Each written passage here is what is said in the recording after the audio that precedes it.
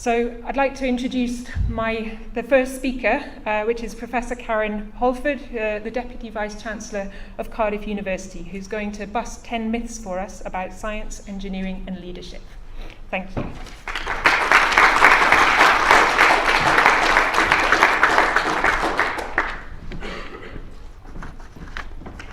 Thank you so much, Emma. I think actually you've said it all. You've done a brilliant job of explaining, why this is so important to all of us, and particularly the story about the particular grant call that you answered, because actually that's an intervention that's open to anybody, male and female. It just so happens that there are more women who've spent time out of science for whatever reason, but it's not an initiative that's for women. It's an initiative that's for people, and this is something that's really important for us to remember. I've got notes because I've just got two warnings before I start. My first warning is this is not my research area. My research area is in engineering. I'm a chartered mechanical engineer and I'm a professor of mechanical engineering. So some of the figures I present haven't been very well researched, so don't fault me on that. And I've got notes because I'm not confident enough to talk about this because it isn't my research area. I just want to remember to cover things. The second warning that I've got for you is that I call this 10 myths. These are real things that I've heard said, okay? And they're not real things that I heard said when I was 18, although some of them are, but they're real things that are still being said. So I think it's really important for us all to discuss and have a language around busting these myths. Okay, so let's get going. So this is the first and most prevalent myth. Girls are not naturally good at science and engineering. I used to hear this when I was 10, 11, 12, 13, 14. It was starting to get a bit tired by that time, seeing as I was top of my class. And I've realised what the noise is. It's creaky floorboards here. I'll try and keep still. I was, that was unusual for a girl. And at the age of 13, 14, who wants to be told you're unusual? It's offensive to be told you're unusual. But I've got a daughter who's 18 who got an A star in maths A level. She's gone on to be a linguist and actually she's doing politics now than linguistics, but she was really good at maths and science and she was getting top grades, and her teachers were saying, it's very unusual for a girl. Now I didn't expect to hear that in this day and age. So this is, and it really, for young teenage girls, the last thing they want to be told is that they're unusual because they want to fit in. So this is a really, really, really bad myth that I wanted to start with. Actually, really? This is what I say to people. Really? It's not true. It's absolutely not true. So these are the most recent figures of the August 2017 results. And at GCSE, girls continue to outperform boys. So if you look at grades A star to C, 66% of girls achieve A star to C compared with 62% of boys. It's not a big difference, but if you look at those subjects where girls are doing exceptionally well, construction, 100% of the girls who took construction got those, 76% of the boys got those A to C grades. Additional maths, 96% for girls, 94% for boys. Physics, biology, it goes on, and it's those subjects there where we think that girls are not, the myth is that girls are not traditionally good at it. This is rubbish, they are good at it. So this is an interesting thing. I think sometimes it's about choice. So if girls choose to do construction and additional maths, they really want to do it, whereas boys may fall into this. But also in the other subjects where, chemistry, physics and so on, where everybody's doing those science subjects anyway, girls continue to outperform boys. So at that age, there's no difference. Interestingly, this year at A-levels, there was a slight increase in some of the grades for boys, so the very highest grades, but that redresses a balance of girls constantly outperforming boys at A level. So it's not been true at A level, it's very close at A level. But what I want to show you here is that there is really good news on the uptake of STEM subjects. So STEM subjects are gradually increasing over the years. And the uptake is increasing. We're not going to see a major shift, we're just going to see a slow, gradual increase as people realise that these are subjects for girls and there's a gradual encouragement, there's an acceptance. So there's been an uptake in the percentage of girls compared with boys, but there's also been an uptake of boys and girls taking A-level STEM subjects, which is really, really good news for us. And the overall share for top grades in STEM subjects is actually equal between boys and girls at around 24.3%. Okay, the second myth. There's nothing we can do to attract women into science and engineering. I hear this from my colleagues I hear this from my colleagues a lot, where they look at figures where they show that there's a lack of sort of step change when they do an initiative. But actually, again, this isn't true. And one of the biggest things that we can do to attract women into science and engineering is just cut out these gender stereotypes. So cut it out at school level, cut it out as parents, cut it out in our culture. So there are loads of things that we've done. This is the one I'm particularly proud of, the Soapbox Science. This takes female scientists to the streets across Wales. The two pictures on the left are myself and Julie Williams doing Soapbox Science about 3 years ago. Julie Williams, the former Chief Scientific Advisor. Julie had the sense to bring sunglasses because we were on the beach in Swansea. And it was very windy at the time, and the sand was going into our eyes. I actually lost my voice because of wind and sand going into my mouth. But fantastic, and we get loads of families, and really dispelling the myth that only men are professors of science and engineering. And that's a really, really good initiative. There's other initiatives. There's one called People Like Me, which uses the language that girls tend to express what they're good at, to explore what they're good at and suggest to them that science and engineering is a good career for them. When I did a survey, when I was 15, to find out what subjects I should do and what I should go into, I was told I should work in the Forestry Commission. Oh, God. Don't know how that came out. I've still got the piece of paper that tells me that should be my career. I knew I wanted to be an engineer at that stage, but they tried to persuade me against being an engineer. But the important thing is showing that people like them, that they can identify with, are happy and successful working in careers in STEM. There's a similar one here called Science Girl, because science is for everyone, but particularly trying to pull out the fact that science is for girls. And there's loads of things around advertising why kids should do more science. So that's about involving everybody in science. And I think, if you can engage in conversations in your community, if you can encourage girls in your community and boys in your community to consider science as a career, this is a really positive thing that we can do. Okay, the third myth that I hear quite often actually, and I can actually tell you it's absolutely not true, but there is this myth that says that engineers are superhumans and that we're brilliant at things, and we're brilliant at everything, and we never fail, and engineers are just wonderful. And it's a nice myth to have if you're an engineer, but it's really not true, and it puts people off entering the world of engineering because they think they have to be perfect. They think that there's so much risk involved with failing as an engineer that you cannot possibly be an engineer unless you're perfect. I think one of the problems is that when we go out and talk about engineering, we talk about things like aeroplanes, rockets, cars, bridges, and people see these really fantastic, big, inspirational projects that we work on, and they think that there's this sense that these people, these superhuman engineers, can do everything and can solve all those problems. But actually, as an engineer, you always work in a team, which is the brilliant thing about engineering, working in teams. It's so rewarding working in a team. And we all work on discrete elements which come together beautifully. And it's this multidisciplinarity and the team approach which makes engineering so brilliant. And I think this superhuman thing is true in businesses as well, because in businesses nobody ever works on everything and pulls everything together. It's teams that pull everything together. And whether we're working in manufacturing, project management, design, research, development, nothing is done really as an individual. You're always relying on your team to deliver things. Okay. Number 4 is retention of women in STEM is a woman's issue. And I heard a giggle, but you'll all recognise this. So whenever any department has a problem of retention of women in STEM, whenever a department, I'm sure many of you know this is true, usually whenever a department says, right, we want to submit an Athena Swan application, who do they turn to? They turn to a woman to lead it. And while it's really important to have women's views on this, it's actually important to have everybody's views on this, because if you sit together as women in a room talking about women's issue, you're never going to get them out there. So I would like to encourage everybody to think that retention of women in STEM is not a women's issue, it's STEM's issue, it's the organisation's issue.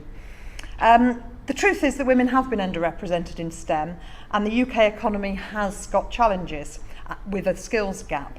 So it's a business imperative for everybody to remove barriers for women engaging in STEM.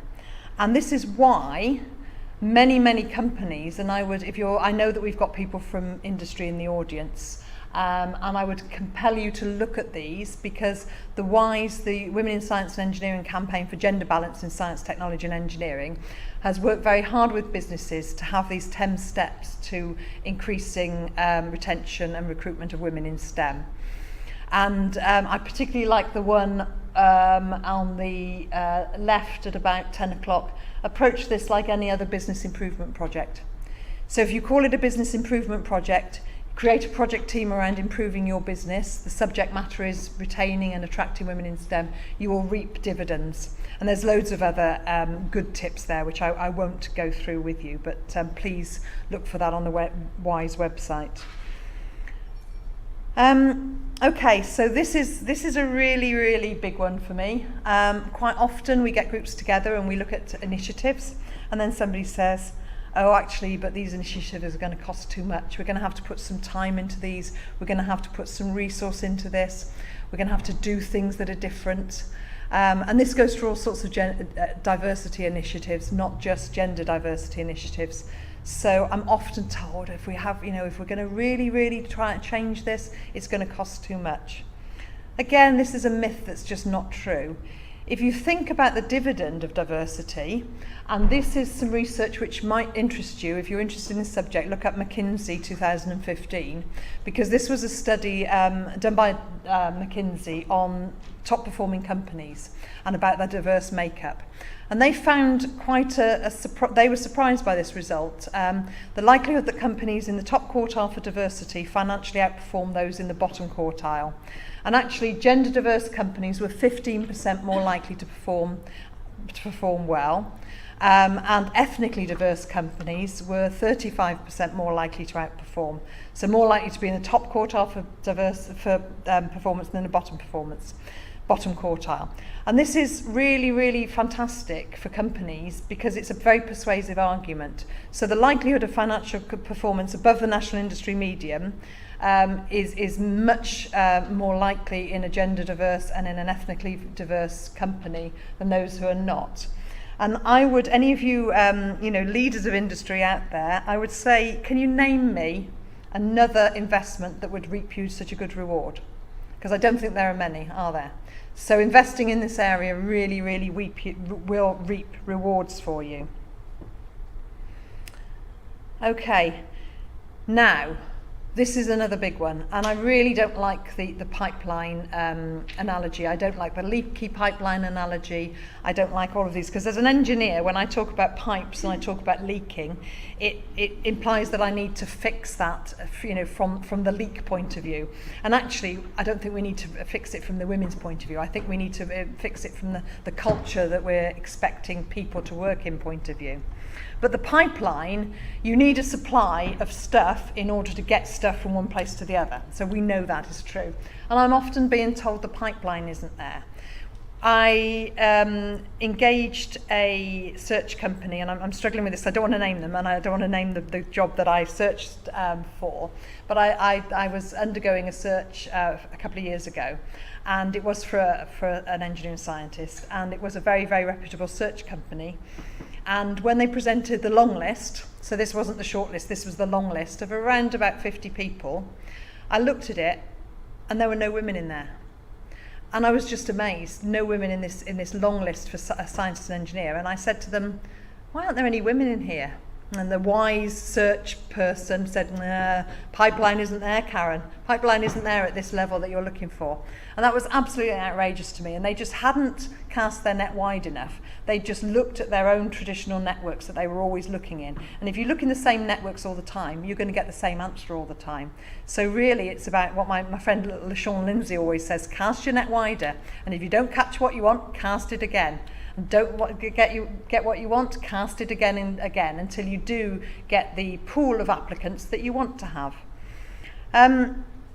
Actually, in STEM, that thought is outdated and it's rapidly changing.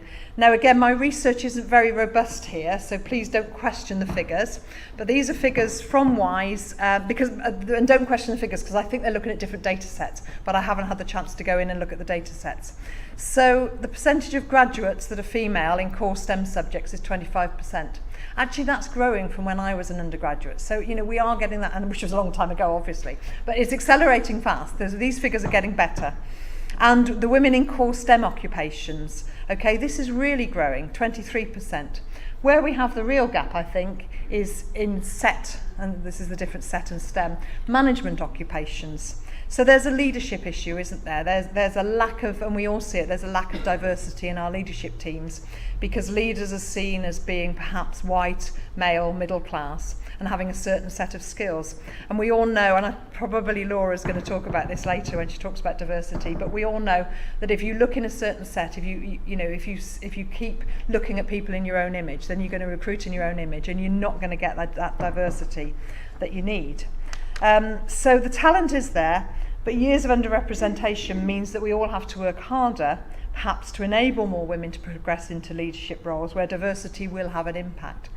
Now I'm not condoning giving a place to a woman just because you need a woman, but I'm urging you to cast your net wide until you've got an applicant pool, which will be judged fairly and squarely against each other, who will have the diversity that you need.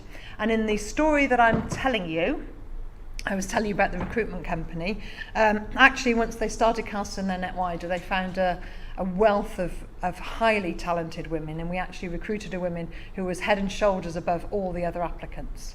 So you just need to have some patience and go back again and again and look again if you're not getting what you want to get in terms of diversity.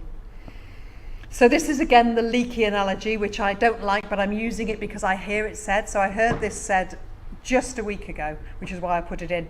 Karen, women leak out of the system and nothing will change that. Really, nothing will change that. Well, they needn't leak out of the system, and I sometimes think that when companies lose women, it's not the fact that they're losing women, it's the fact that they're losing a person, and quite often the fact that they're losing people in their organisation, and they notice the women more when they're lost because they're fewer, is that the culture isn't right. So actually people aren't staying in that company. They're not creating a good environment for people to work in. So look at your environment, look at your culture, look how friendly your policies are. And some of these tips here were taken when I did the work with Laura and Hilary Lappin-Scott on the report for Welsh Government Talented Women for a Successful Wales. And we had a lot of evidence from a lot of different people, and these are some of the things that I picked out. And I'd like to urge you to look at the first one. Consider how you, and I'm talking to the employers or perhaps people who will be in the future employers or recruiting into their teams, consider how you support inclusivity in STEM. I think if we're going to get sort of a great gender balance in the future, we have to make sure, in any organisation, we have to make sure the policies enable family-friendly policies and that we encourage men to take them up. A little bit of my own personal story for this. As you know, I've had a lovely career. I've worked full-time in engineering since I was 18, actually, because I was employed as an undergraduate apprentice in Rolls-Royce. That has been a full-time occupation since I was 18. So I've had 2 periods of maternity leave, one of 9 months, one of 3 months. The 3 months was silly. I shouldn't have gone back to work that soon, but there was a situation there. But I've only been able to do that because my partner, my husband, has taken a part-time role, and he's the primary carer for our children. I would never be in this position today if it wasn't for my husband deciding, us deciding as a team that I was best going out to work and he was better at cooking and looking after the children than me, much better at cooking than me. So it's about, teamwork. But somebody said to me once, how many times do you talk to a male employee about having time off after the child is born? Actually, I don't. A woman will come to see me and tell me that she's pregnant, and I'll be very friendly, and I'll say, we've got these lovely family-friendly maternity policies, and when you come back, take your time, and if you want to talk about part-time work, then my door's always open. We've got flexible working policy. But if a male colleague says to me, my wife is pregnant, my first reaction isn't to say to him, do you want to come back part-time after the birth? Well, it is now. I always say that. And I've had some real successes at all levels. And one young man in one of my teams last year said to me, I'm worried that it'll affect my career if I go part-time after my wife has the baby and goes back to work. And I get to hear people in the background going, yes, that's what people have been saying to women for years. So we have to accept that, taking time out of your career does affect your career in ways that you can't imagine at the time. But actually, the more we encourage women and men to take time out, the more accepted it is, and the more it becomes less of a gender thing and more of a people thing that we need to solve, as organisations. Another thing that I always encourage, always call out bad behaviour. If you see something that's bad happening in terms of inclusivity and diversity, don't walk past it. It's like health and safety. The standard you walk past is the standard you accept. So don't ignore things. Please call them out, report them, tell somebody if something happens. And then there's a few more tips there about mentors, sponsors, leading by examples, making sure panels and keynotes reflect the diversity of the community, as well as the expertise that you need. Considering imagery in your workplace. I go into our council chamber in the university all of the time, and I see 7 lovely portraits, all men. And young women who come into that place actually have started commenting, why is it all men on the wall? Why can't we have some women on the wall? So we're doing things about that. We're adding female images. Unconscious bias training is something that I would always recommend.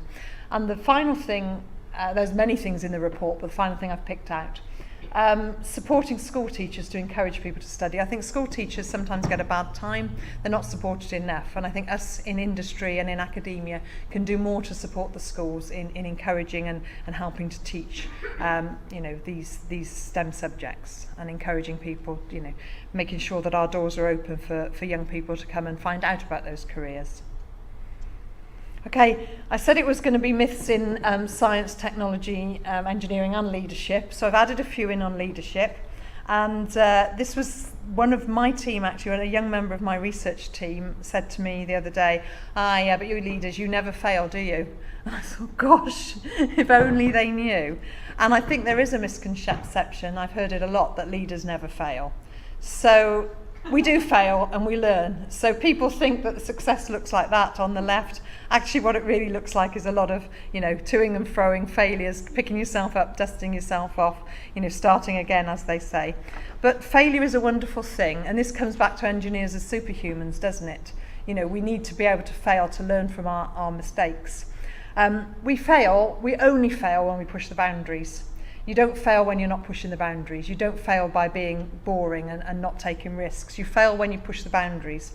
And pushing the boundaries is how we innovate, it's how we invent, and it's how we get new solutions. Failures teach all of us more than successes, actually, because they force us to look back and reflect on what has happened and what we can do to change that. I think we should celebrate failure more. Another personal story, I have to admit, I took 4 A-levels and failed 2 of them. I took physics, maths, further maths and chemistry, failed the further maths and chemistry because as a 17-year-old, my motorbike, the joy of finding pubs and discovering friends in different places, the freedom of a motorbike, lulled me into the false sense of security that I was a superhuman and I wouldn't fail. But I learned from that failure, and I learned to pick myself up and succeed in the end. And I think students find it wonderful to hear that I failed 2 of my A-levels, because they don't really, these days, actually, 17 and 18-year-olds, they're not really allowed to fail, are they? They've got so much pressure on them to do well. They really, really fear failure, and I think that's a shame. I think we should celebrate failure. A lot of people think that leadership happens at the very, very top of the organisation. They look to the leader, they look to the CEO, they look to the Vice-Chancellor to offer leadership. Yes, those people do offer very good leadership, but actually the beauty of leadership is that it happens all over the organisation. It happens throughout the organisation, it happens at every level. So that's a myth I'd like to dispel. Leadership happens throughout. And I don't know whether you can see, I think you can see that properly. I was a bit worried about the clarity of this slide, but these competencies were voted the most important for all management positions. And when you look at them, the top one, inspires and motivates people. The second one, integrity and honesty. The third one, solving problems and analysing issues. And go on, communication, building relationships, developing others, championing change. These are things that we see in our colleagues at all levels, and we should celebrate those at all levels. We should tell people when they do these things well, you're showing leadership skills, because people don't realise when they're showing leadership skills. And if we encourage people to show these leadership skills, to take risks, to establish goals, to drive for success, we will be creating the leaders of the future, and they will know that they're already showing leadership skills. Leadership isn't about a title, it's about what you do.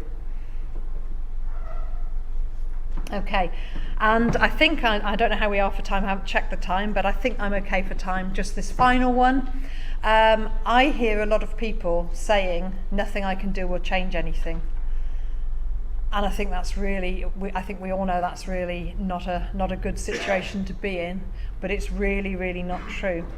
When things are slow to change, people can become quite demoralised.